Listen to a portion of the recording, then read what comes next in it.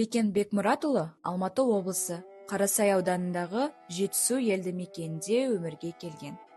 Қазіргі уақытта Қаратөбе деп аталатын туған ауылына келіп, Бекен ағаның бір партада отырған сыныптасы Абжапар ағадан сұхбат алдық. Бекен екеуміз бірге оқығанымыз рас. Осы Елтай мектебінде бірге оқыдық. Кішкентай кезінен бастап, сол жас кезде екеуміз бір партада отырдық. Содан бастап өзі жазуға құмар болған. Жас кезінен бастап жазушы болатындай жігіт болған өзі де. Соған талпынып, бірінші әйтеуір жазғанны бізге оқып беріп, бәріміз күлгенбіз. Есімізде оның барлығы. Кейіннен енді есейгеннен кейінгі кездегі жазуларын оқығанда, жазғандарын оқығанда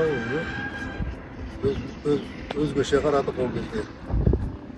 Ең қызық әңгіме есімде қалғаны Елтайдағы мектептен орталық Береке ауылындағы мектепке көштік. Қазақ классында оқығаннан кейін орыс тілінде онша жоқ болғанбыз. Сонда мынау бір ауылдан бір ауылға көшкеннен кейін ауылдың балалары бар. Бір-бірімізбенен жаңағы қалжыңдап ойнаймыз. Не кейде танымағаннан кейін тиісеміз. Сонда бір Балауди деген шешен бала бар еді, өзімізбен қатар. Бекенге тиісіпті ғой өзінше. Что тебе надо депті. Бекен қазақша көбірек кітап оқитын, көбірек қазақша сөйлейтін, орысқа несіне онша жоқ болған. Что тебе надо десе, анау Бекен де что тебе надо деп қайтарған ғой өз сөзін өзіне. Сол что тебе надо деп, что тебе надо деп бір уақытта көзімнен бір ұрды дейді. Сонымен төбелесіп кеттік. Ең қызықты оқиға сол есімде қалған. 7-8 класста бір күн сабақ оқимыз. Сабақ оқымай қаламыз. Доп қуғанды жақсы көрдік. Ойнағанды жақсы көрдік. Сол кезде сабақты бір-бірімізден көшіретінбіз. Содан Бекеннен бәріміз көшіріп, рахметімізді айтпай жауып кетіп қалатынбыз. Сол жақсы оқығанның әсері міне қазір доктор, профессор болып отыр. Қуаныштымыз, ризамыз Бекенге. Біздің де жанымызда өскен жігіттер осындай дәрежеге көтерілгеніне, ауылдың атын шығарғанына ризамыз. Бекен аға көп балалы отбасында дүниеге келген. Жеңгелерінің айтуынша, оның алдында бір бала, мойнында бір бала, ал қолында міндетті түрде кітап болады. Осы сөздерден кейін Бекен ағаның кітапқа қызығушылығы жастайынан басталғанын аңғара аламыз. Олай болса, Бекен аға бала кезінде қандай болғанын бауыры Сәкен ағадан білейік.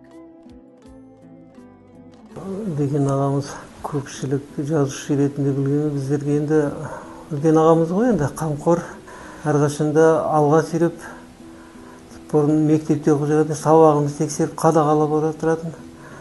Спортпен айналысуға үлкен үлес қосты.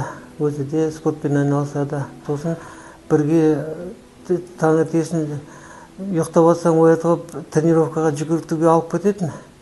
Сонда сөйлесіп әңгімелесіп отырғанда жаңағыдай жазушымен жүгіріп бара жатқан жоқсың. Бір қарапайым өзіңнің ағаңмен ғана кетіп бара жатқандай өзіңді жай ғана қарапайым сезінетінбіз. Сондай. Елтай ауылында орта мектепті. Одан соң Әл-Фараби атындағы Қазақ ұлттық университетінің филология факультетін тамамдаған. Бекен Ибраим қазақтың көркем әдебиетіне ақын, әдебиет сыншысы ретінде танылған. Бекен ағаның өзінен Айбоз ұлттық әдеби сыйлығын алған шығармасы «Іздер құпиясы» жайлы мектебіміздің 10-шы сынып оқушысы Дамира сұхбат алды. Кезекті сұхбатқа берейік. Менің есімім Дамира, мен Қарасай ауданындағы Макаренко атындағы мектептің 10-шы сынып оқушысы боламын. Жалпы біздің мектептің оқушылары осы «Іздер құпиясы» атты кітапты өте қызыға оқуда. Осы кітаптағы басты кейіпкер Саянның рөлі арқылы сіздің кітапқа деген қызығушылығыңызды бірден байқадық. Мысалы, Саянның осы қараманмен әңгімелескен кезде, ол бір журналында Америкадағы үндістердің көз жаттығулары жайлы айтады. Және де Құралай есімді кітапханашының кейіпкері бар. Осы детальдар арқылы сіздің кітапқа деген қызығушылығыңызды байқадық. Осыған орай сұрақ қойсам, сіз осыған дейін қанша кітап оқыдыңыз және бір күніңізде қанша уақытыңызды кітап оқуға арнайсыз? Енді қанша кітап оқығанды жазып отырмаппын, өйткені біздің кезімізде ондай, бала кезімізде жазып отыратын ондай тәртіп дағды жоқ болатын. Біздің кезімізде қағаз табу қиын болатын. Дәптер жетпейтін. Газеттің шетіне, қиындыларына бір қағаз тапсақ соған жазатынбыз. Кітап қолға түсе бермейтін. Ауылда кітап дүкенін көрген жоқпын. Қалаға кеп қалғанда қолға түскен кітаптарды алатынбыз. Батырлар жыры, қазақ ертегілері, соларды оқыдық, қайталап оқыдық. Өйткені басқа кітаптар жоқ. Сосын біздің мектеп аралас мектеп қой. Ол кезде Ленин атындағы мектеп деп аталады. Ол мектепте Базардай Қосшиев деген біздің класс жетекшіміздің әйелі апайымыз Әлима апай кітапханашы болатын. Сонда сол мектеп кітапханасынан алып оқитынмын. Сосын күндердің бір күнде енді қай класқа екенім есімде жоқ. Жоғары класқа жетпей енді. Енді орысша жөнді білмеймін ғой. Сосын тек қана қазақша кітаптарды оқимын. Сосын апай айтты, Бекен, сен мына оқитын мектепте кітап қалған жоқ, бәрін бітірдім деді. Ол қанша кітап екенін білмеймін. Сосын енді не істейміз? Содан кейін оны үйде бар кітаптарды қайталап оқып, сол кезде кітаптар жинауға кірістім. Сол ауылда алғаш кітап жинағандардың бірі мен шығарым деп ойлаймын. Басқа ешкімді көрген жоқпын. Ал енді күніне қанша уақыт дегенде, оған бір арнайы уақыт бөліп қадағалап отыратын біз қаланың баласы емеспіз ғой. Ауылда аяқ астынан бұзау босанып кетуі мүмкін, сиыр өрістен басқа жаққа кетіп қалуы мүмкін, болмаса аяқ астынан қонақтар келіп қалуы мүмкін. Ондай ауылда тәртіп қадағалайтын бір тәртіп, қатаң тәртіп болған жоқ. Сондықтан қай уақытта қолымыз босайды, сол уақытта оқитынбыз. Енді ол кезде свет жоқ қой. Красный шамменен, ол кейде май бітіп қалған, красный бітіп қалған кезде терезеден түскен айдың жарығымен оқыған түндер болды. Қызық кітап болған кезде. Ал қазіргі жағдайда қолым қалт еткенде кітап оқуға тұрсам, өйткені кітап қалай болғанмен қиялыңды байытады, ойыңды дамытады, нәр береді. Оның енді айтатын мәселелері көп. Бұл жайында газеттерде әртүрлі сұхбаттарда айтып жүрміз. Тағы да айтамыз. Келесі сұраққа көшсем, осы кітаптың мұқабасында Айбоз ұлттық әдеби сыйлығын алған шығарма деп жазылып тұр. Осы Айбоз сыйлығы туралы айтып өтсеңіз. Айбоз сыйлығы бұл біздің мәдениет министрлігінің бекіткен сыйлығы. 2022 жылғы деймін алғаш рет ашылды. Республикадағы мемлекеттік сыйлықтан кейінгі ең жоғары сыйлық осы Айбоз. Мемлекеттік сыйлықтың комиссиясы мүшелері, олардың бәрі белгілі кімдер екені.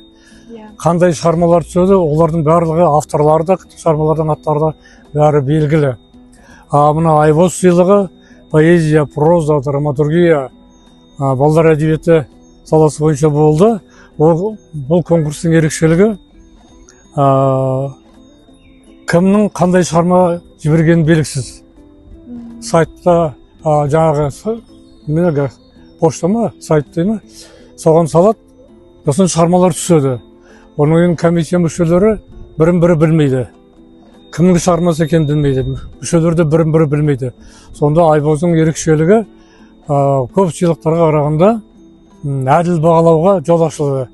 Ал шығарманың авторын біліп отырса, жаңағы алқа, әділ қазылар алқасының мүшелері аттары белгілі болып тұрса, онда әртүрлі сауалдар туындауы ықтимал.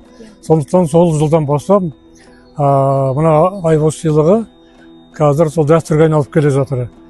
Ол сыйлықты балалар әдебиеті бойынша алғашқы осы роман үшін алдым. Келесі сұрақ, осы кітаптағы басты рөлдегі Саянның прототипі өзіңіз болдыңыз ба? Бір жағынан солай деп айтуға болады, енді түгелді емес енді. Мысалы Саянның кітапқа құмарлығы, оның бәрі өзінің басынан өткен. Әлгі үндістердің жаттығулары, оның бәрін өзім көргем, оқығамын. Ал енді Саянның әлгі атасымен бірге қой айдауы тауға, мынау Сартағым Айдарлы жақтан мына Үшқоңырға қарай, Жамбыл аудандағы Саржасқа қарай айдаға қой айдаған сапар ол өзің бастан аяқ өзің болған. Сол әйтпесе ол жаза алмайсың. Өйткені сол шөл, су жоқ, қапырық, аптапта сол өзіміз бастан кешкен нәрселер. Сосын қойнада жылқылардың ізі, солардың бәрінде өзімді қызығатын, соларды өзімде көргенмін. Сосын қойнада Бекен аға, сіз журналист, ғалым, жазушы, сонымен қатар газет редакцияларында көп жұмыс атқарған адамсыз. Мен де сіз сияқты болашақта журналист болам ба деп отырмын. Осы болашақ журналистерге қандай кеңес берер едіңіз? Болашақ журналист ең алдымен өзінің әдебиетін білу керек. Өйткені мен қазір көремін, ана журналистика факультетінде, сонан мына газет журналдарда, сосын мына радиода, теледидарда, сосын неше түрлі сайттар бар ғой. Соларда жас журналистерді көргенде, олардың әдебиетті соншалық біле қоймайтынына қарным ашады. Өйткені андай әдебиетті білмеген адам, оқымаған адам ұлттық ана тілінің құнарына мол нәр ала алмайды, уызына жармайды. Өйткені тілді білмесе қалай ол журналист болады. Сосын кейін сергек болу керек. Айналаға қарап, жан-жақты білімдер болған оған енді жақсы. Біз ең кішкентай елміз ғой. Сондықтан біздің тәуелсіздігімізді сақтау жолында әр журналист бірнеше мамандықтың, бірнеше шетелдің бірнеше журналистінің дәрежесінде болуға ұмтылу керек. Сіз бір сұхбатыңызда медеудің бөктерінде серуендеуді ұнатамын деп айтыпсыз. Осы серуендеудің шығармашылыққа қалай әсер етеді? Шығармашылыққа әсері біріншіден мидың жұмыс істеуі. Ең алдымен басқа дене мүше, мысалы қан айналымы бар ғой, соған байланысты. Көп қаламгерлер, көп ғылымның немесе саясаттың адамдары белгілі бір ойға батқанда әркім әртүрлі. Бір көзін жұмып ойланады. Бір жазушыны таңғалдым, шетелдің бір жазушы. Ана қасындағы шелекте немесе жәшікте шіріген алмалардың иісі шығып тұрса, сонда жақсы жазады екен. Ондай қызықтар да бар. Ал маған терең ең алдымен денсаулықты нығайту үшін қажет.